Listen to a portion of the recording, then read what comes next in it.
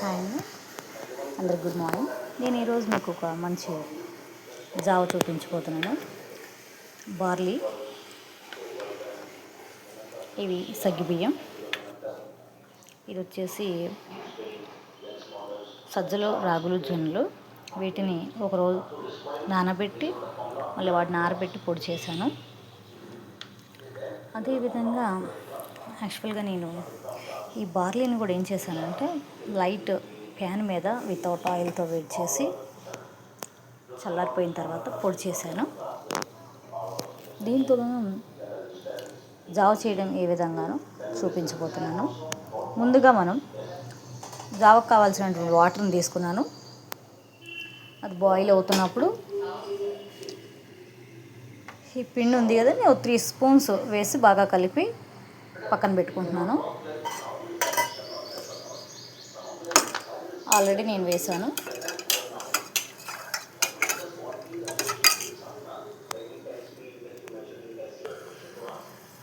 మనం వాటర్ పెట్టుకొని వాటర్ వేడి చేసిన తర్వాత సగ్గుబియ్యం వేసేసుకోవాలి కడిగి. వాటర్ బాయిల్ అవుతుంది. సో నేను సేమియా ఫస్ట్ యాడ్ చేస్తున్నాను, సగ్గుబియ్యం యాడ్ చేసేస్తున్నాను. నేను ముద్దగానే వాటిలో ఇందాక మీకు చూపించిన తర్వాత కొంచెం వాటర్ పోసి పెట్టాను.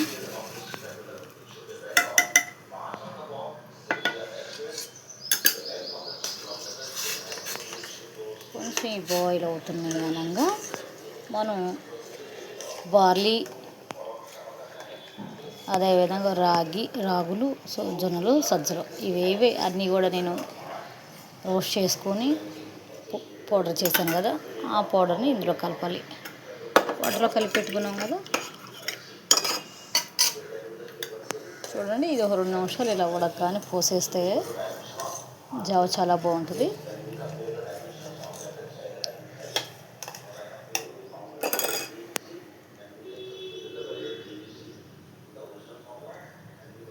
అవుతున్నాయి కదా,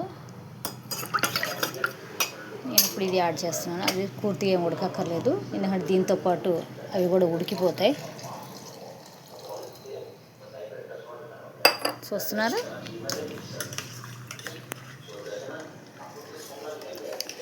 ఈ జావ ఈ రాగులు, సజ్జలు, బార్లీ ఉడికేలోపు ఈ సగ్గుబియ్యం కూడా దాంతోపాటు మంచి ఉడికిపోయి మనకి చాలా బాగా వస్తుంది జావ.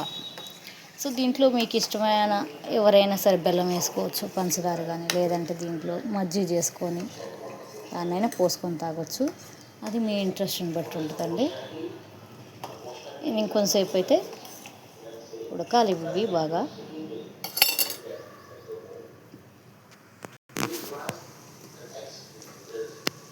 చూస్తున్నారా, దాంతోపాటు సగ్గుబియ్యం ఏ విధంగా ఉడుకుతుందో. ఇవి సన్న సగ్గుబియ్యం అంటే ఇష్టమైతే మీరు పెద్దది తీసుకోవచ్చు. ఇలా అయితే దీని మీద కొంతసేపు ఉన్నాక ఈ లేయర్ వస్తుంది కదా, ఇది తీసేసుకోండి, చాలా బాగుంటుంది.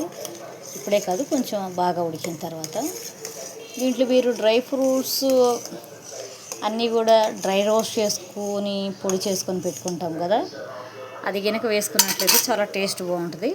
చూస్తున్నారుగా ఇలా వచ్చిందో.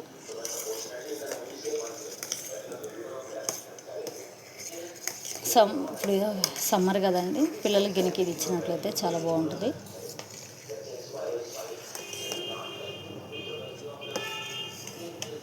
చూస్తున్నారు, నేను చెప్పాను కదా, ఆ పిండితో పాటు ఇది కూడా ఉడికిపోద్ది.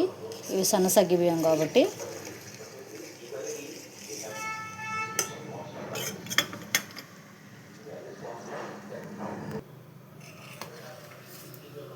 చూస్తున్నారా జావ. మనం ఈ జావని ఇలా తీసుకొని ఇలా పట్టుకుంటే మనకు కొంచెం గంజిలాగా తగులుతుంది. మీరు ఇందాడ చూడండి, సగ్గుబియ్యం ఇందాడ వేసాం కదా మనం, అవి కూడా ఉడికిపోయినాయి. చూసారు, ఈ మధ్యలో ఇలా ఉంటే చాలా బాగుంటుంది. నేను చూడండి, గంజిలా ఉంటే మనకి తయారైనట్టే.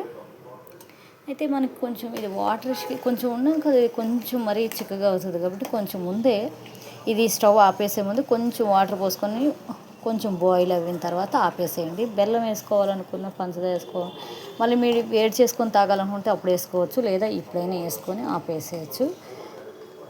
దాంట్లో డ్రై ఫ్రూట్స్ ఏవైతే ఉన్నాయో వాటి పొడి కూడా మీరు యాడ్ చేసుకోవచ్చు లాస్ట్లో. ఒకసారి మీరు కూడా ఈ విధంగా తయారు చేసి ఏ విధంగా వచ్చిందో చూడండి. థ్యాంక్స్ అండి. బాయ్.